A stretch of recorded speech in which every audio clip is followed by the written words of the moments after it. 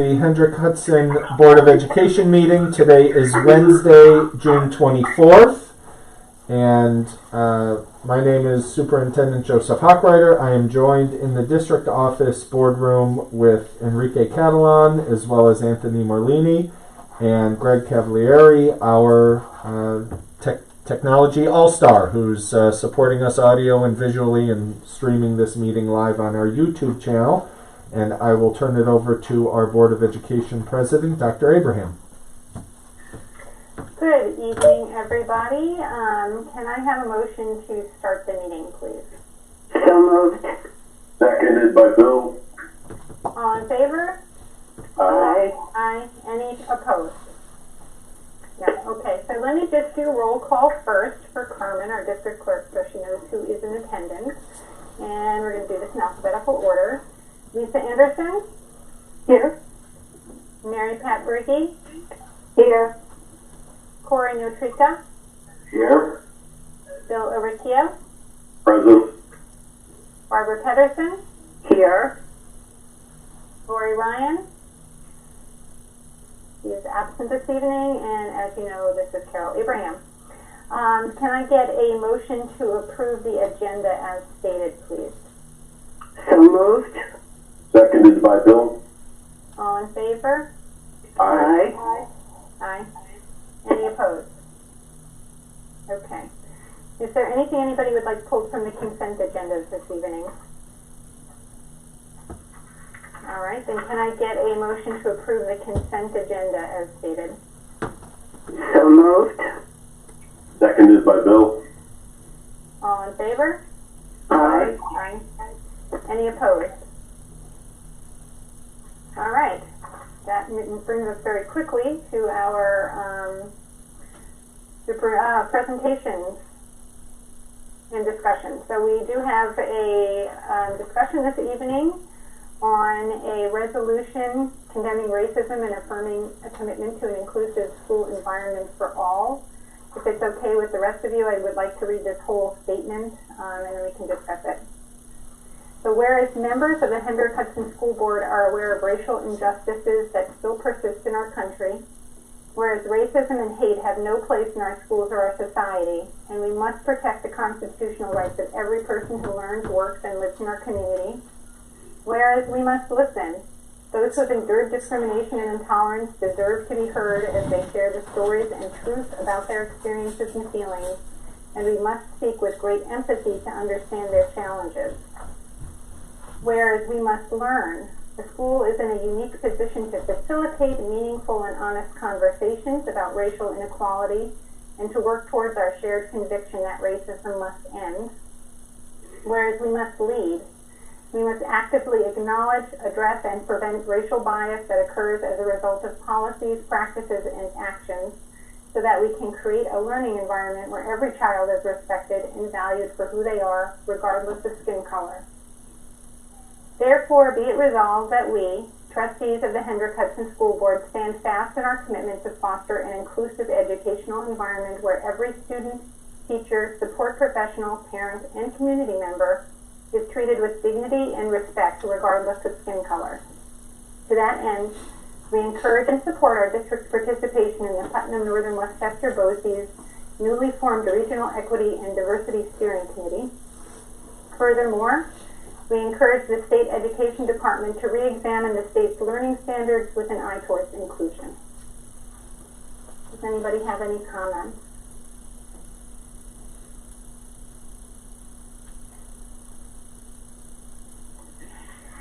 Was this on the agenda, Carol? Yeah. I don't remember seeing it. So the last part is saying that the last two sentences of what we're actually proposing. Could you reread that? Yeah, so to the end, we encourage and support our district's participation in the Putnam Northern Westchester BOCES newly formed Regional Equity and Diversity Steering Committee. And furthermore, we encourage the State Education Department to re-examine the state's learning standards with an eye towards inclusion. Thank you.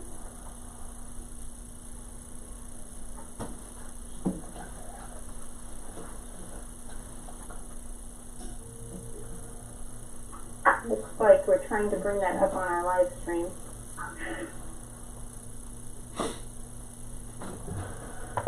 Yeah, it looks like we had a technical issue with getting it on board docs. I know I just spoke with Carmen. She's trying to add it.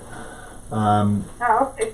My printout from that I did earlier has it on there. Yeah, I don't know what happened. yeah, we have it's because we're down in the boardroom watching it live, and Carmen's upstairs. So there's some sort of system communication issue. So what we can do is, if everyone is okay with it, we can approve it. The resolution would then be part of the board minutes that the board would approve at the next meeting, and then the resolution would be sent to various agencies. Or now that it was read, we can save it and formally adopt it on July 8th. Either way.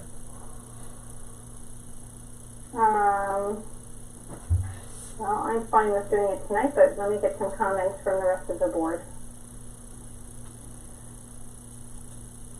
I have no problem with adopting it tonight, or, ratifying it.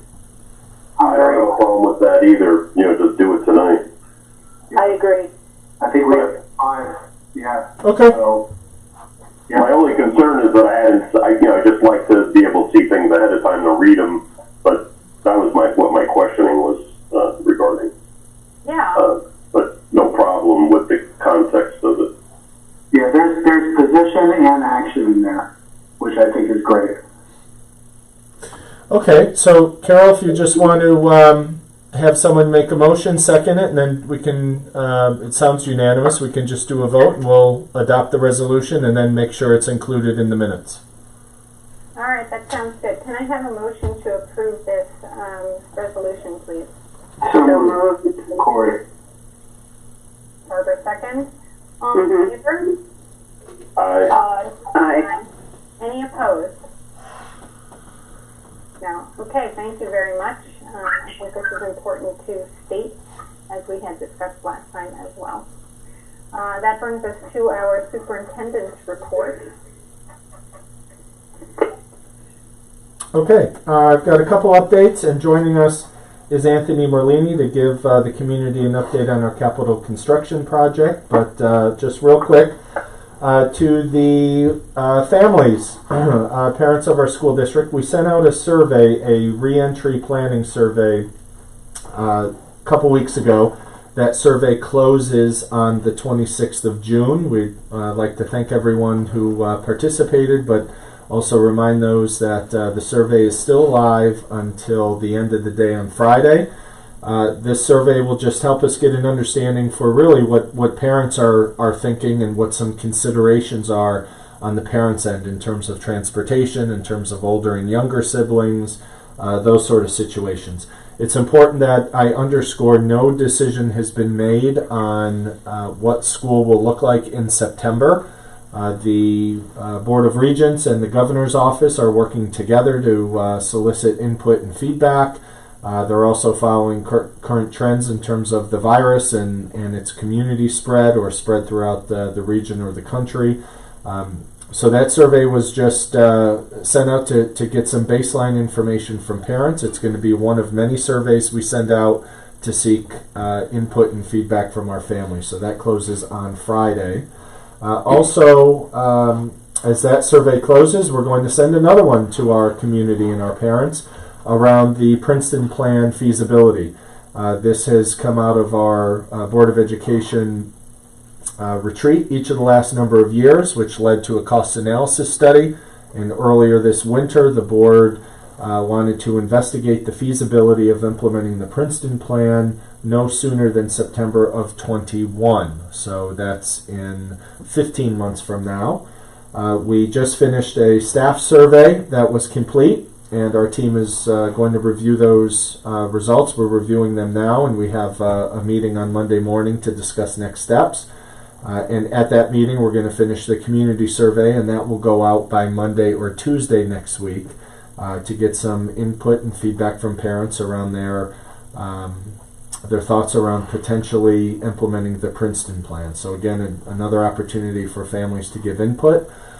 We hope that as New York State, if New York State progresses through the different phases of reopening, we are hopeful that at some point this summer, although it may be late, that we could pull our steering committee together physically, certainly abiding by CDC and Department of Health guidelines, but it would be nice if we can pull our committee together at some point in the summer to review this data, as well as to get the committee engaged. The committee comprises of three distinct groups of people: parents, community leaders, and educators.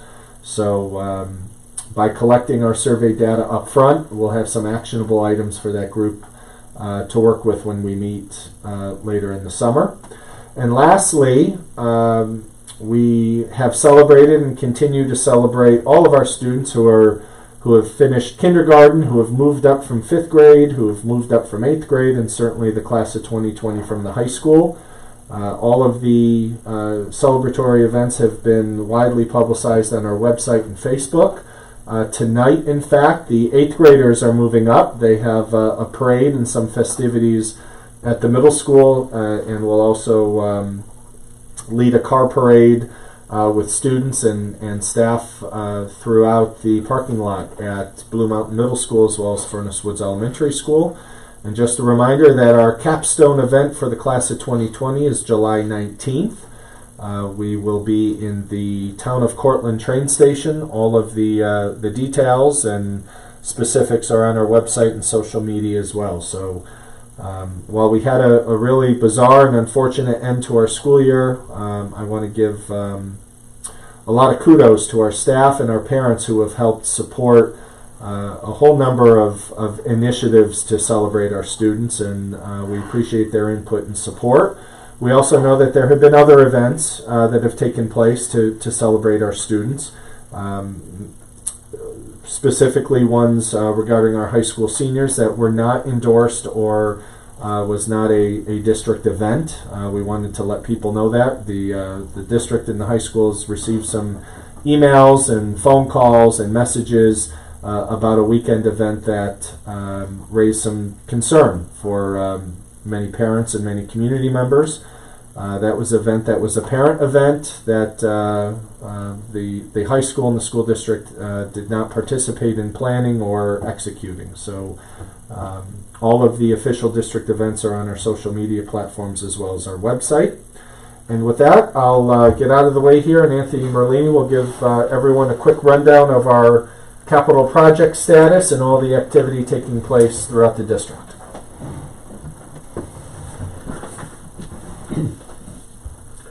Okay, like Joe said, I'm Anthony Merlini. I'm the Director of Facilities and Operations for the school district, and I just want to give you a little bit of an update what's going on with the bond projects, and then we can talk about it. With the maintenance building, the construction is progressing along well. The site was cleared of trees and rocks. Access road was cut in along with grading and leveling the construction site. New site drainage was installed and tied into the existing drainage. New retention pond was constructed for site drainage and tied into the existing storm line as the previous system was. The contractor drove steel piles into the ground to support the new foundation. Concrete footings have been poured on top of those new pilings. And the next step moving forward would be to start pouring the foundation walls. So that project is moving along pretty well. We're making some decent progress on it. For the security projects, we started out with asbestos abatement that was performed. We have to do that before we do demolition. Asbestos materials included some 9x9 floor tile and some mastic that holds the tile, and some pipe insulation.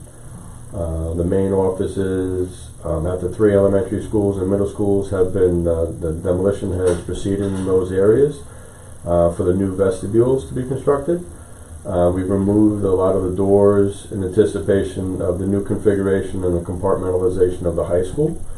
And some other doors around the district in Buchanan or Plank have been removed to help facilitate that project as well. Moving on to the capital projects. Again, we had to do some asbestos abatement at Blue Mountain Middle School. to get ready for those projects. So we did some floor tile and pipe insulation in the science rooms, auditorium, and lower gymnasium locker rooms. Pipe insulation is generally located behind walls and pipe chases or above ceilings, so you don't know sometimes where it is, and so we have to do a little bit of that first and some probing to find that before we can get into the demolition. Then the demolition took place in those areas, so the locker rooms in the middle school, the science rooms, and the auditorium, the casework and seating, and a lot of those walls and things have been demolished, and they're getting ready for the new construction to take place in those areas. And then we've started some work on the exterior of Frank G. Lindsay to repair and replace worn brick lintels. So we had to do some bricks, some caulking, some new mortar, and also at the high school we're doing that same type of work in some select areas as well. For electrical work, we began to remove old lighting and switchgear at the high school, and then some other electrical components that needed to be removed to facilitate demolition work has also been completed throughout the district. Mechanical work, mechanical contractors have been here at all the buildings doing some pre-demolition work. They've also been measuring areas in order to get ready to order new components and figure out the layouts of the ductwork. It's one thing to work off a drawing, it's another thing to actually see it in the field of where you're actually going to be installing these new components. Plumbing work is kind of like the same stage. We began work at all the buildings in the form of pre-demolition work. In measuring areas and getting ready to install somewhere down the road. Also, we're getting some kindergarten playgrounds at Furnace Woods and Frank G. Lindsay. So those two playgrounds for the kindergartens were removed, and we're scheduled for replacement sometime around the middle of July for those playgrounds. So that's kind of like what we've been doing. We meet regularly once a week on Tuesdays to meet with the contractors and construction managers and architect to review the project, get updated, and figure out where we're going to be in the next 2 weeks so we can schedule everything. There's a lot of players, a lot of components, a lot of moving parts. We're going to be moving around some electrical components. We have to take down electricity in certain areas, so where we have programs still going on in terms of food service, we still have data that we need throughout the district in terms of our internet access and our servers. So we just a lot of coordination going on to make sure all the trades are in the building at the same time and that we can progress in a good manner. That's kind of where we are. Any questions? Or? Hi, Anthony. Bill Oricchio here. Thank you very much for the update. Sounds like you got a lot going on, and that's wonderful. What about costs? Are we staying within projected budgets? Yeah, so far we're in where we projected to be. We have contingencies built into the contracts themselves because of, like I said, sometimes we hit miscellaneous things like asbestos that we don't know that's there because it's encased inside of a wall or it's below an area that we couldn't access during the school year. So as we demolish things, we might come across things. So we have contingencies for those things, and we have contingencies for other little components or hiccups that we might come across for field conditions that we encounter during the way. So as of right now, we're looking pretty good, and we're on target. Great, thank you. Mm-hmm.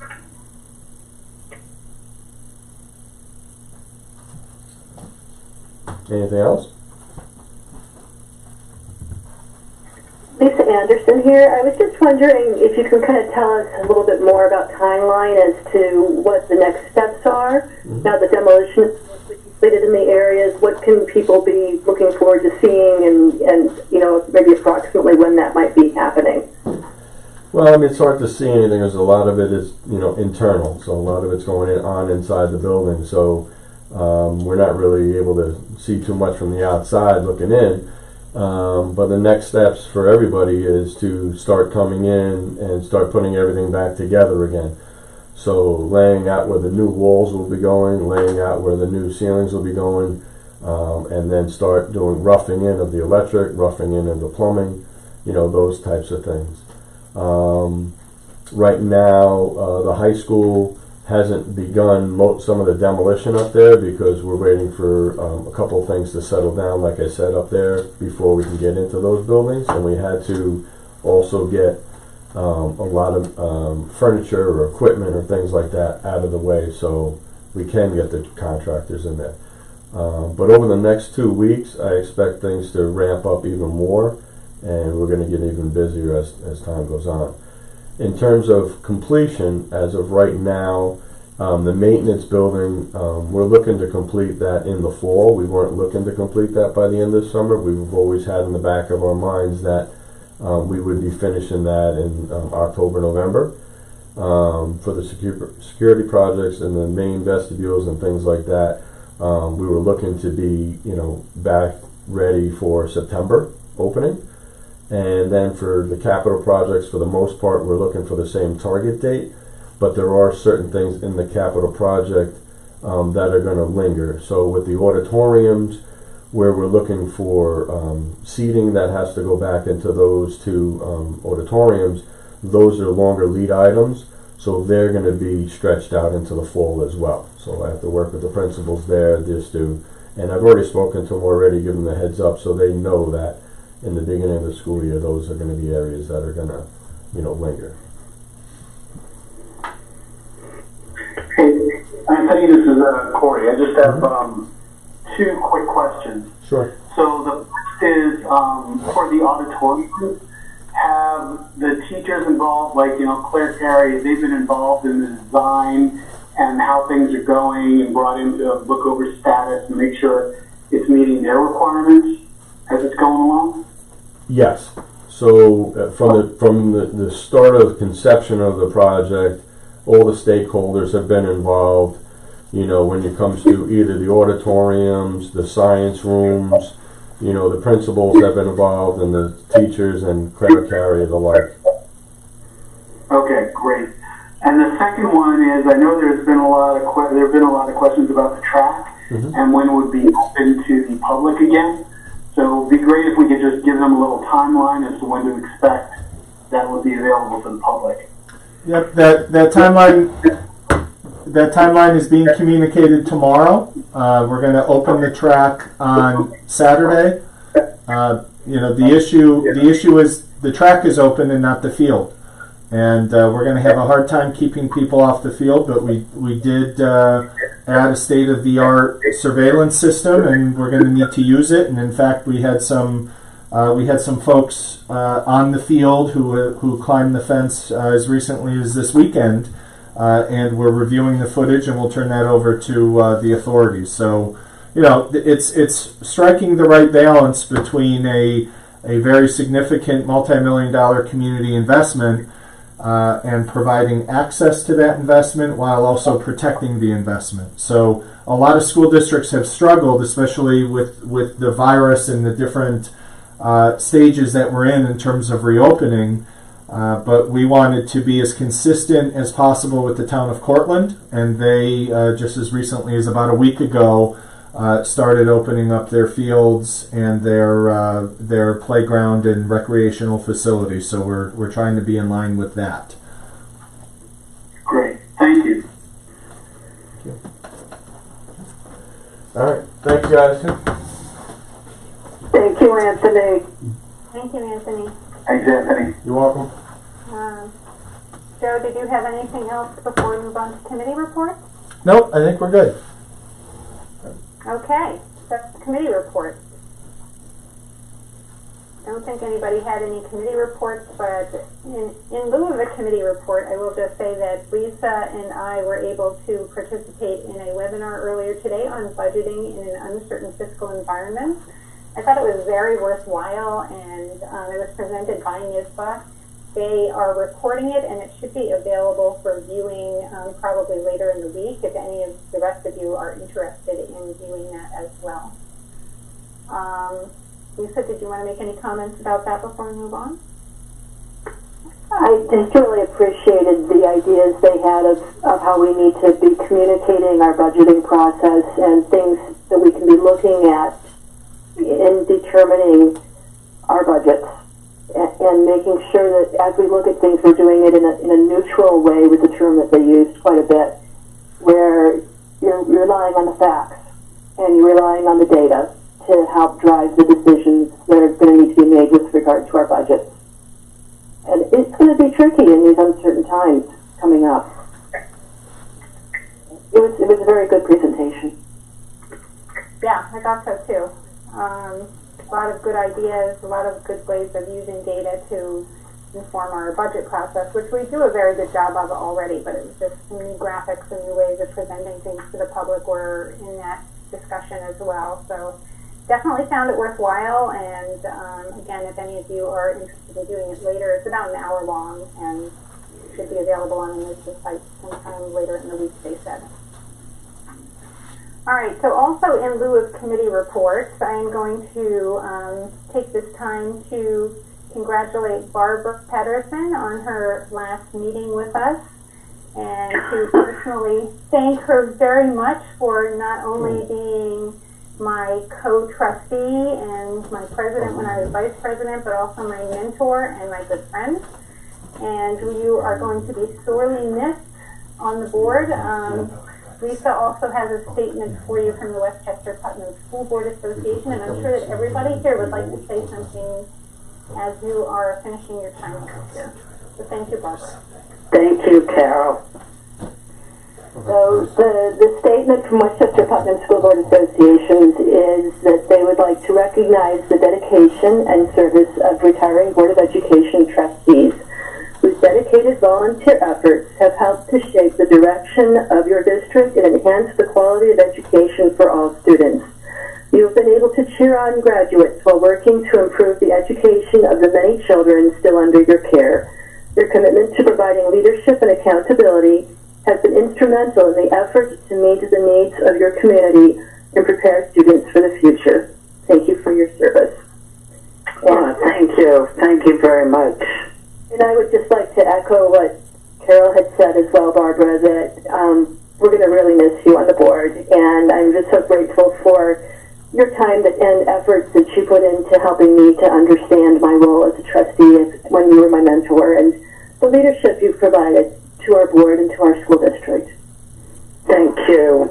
Thank you so much. It was definitely my pleasure. So we have a gift for Barbara, and we're going to hang on to it for a little while in hopes that in short order that you will be here, and we will have a nice little socially distanced but appropriate gathering for you. Just like many of our celebrations, we're putting on pause until the time is more appropriate. This as well, but you have been an incredible ambassador to this district, and this is the end of many decades of service to thousands and thousands of students. You were a teacher at Frank G, among other places, and just have been such a great and dynamic ambassador of what public education is all about, a community member until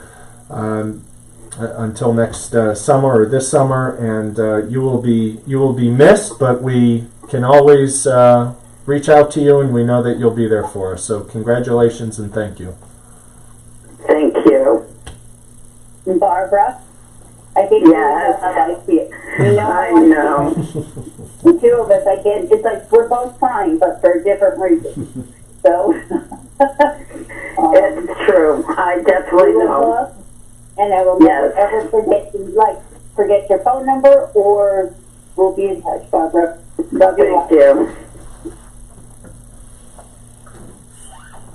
Hey Barbara, it's Corey. I just wanted to thank you for all the guidance and, quick learning that I had to do in my first term. I couldn't have learned from a better person, and the way you kept me updated and walked me through some of the nuances and issues and all the things, I can't thank you enough.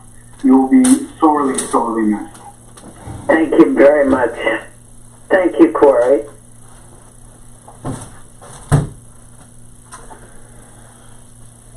Well, I would just like to thank all of you so much for all of your compliments and I know how much time and effort all of you have put into this board, and because of all of your efforts, we have a phenomenal Board of Education, and I couldn't think of leaving at a better time because I'm leaving it in such wonderful hands, and I know you'll all do well, and I will be back. I will be visiting and keep in touch with all of you. So thank you very much. Thank you for the opportunity to serve, and the community has just, for the most part, been very, very welcoming. So I appreciate my time. I appreciate all of the hard work we've been able to accomplish, and as I said, we couldn't be left in better hands. We have an outstanding board and a wonderful superintendent. So wonderful people are working in Hendrick, Hudson. So thank you very much. Thank you, Barbara. Again, I wish we could be all together to celebrate you the way you deserve to be celebrated. We're going to have to, as Joe said, put that on pause for a little while, but you better believe we're going to do it.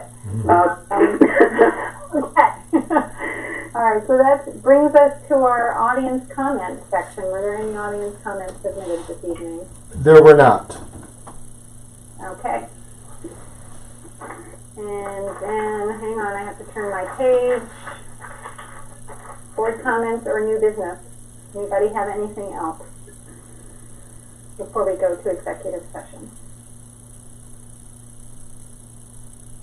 All right, so can I get a motion to close the public portion of the meeting, please? And we are moving to executive session to discuss employee methods. So moved.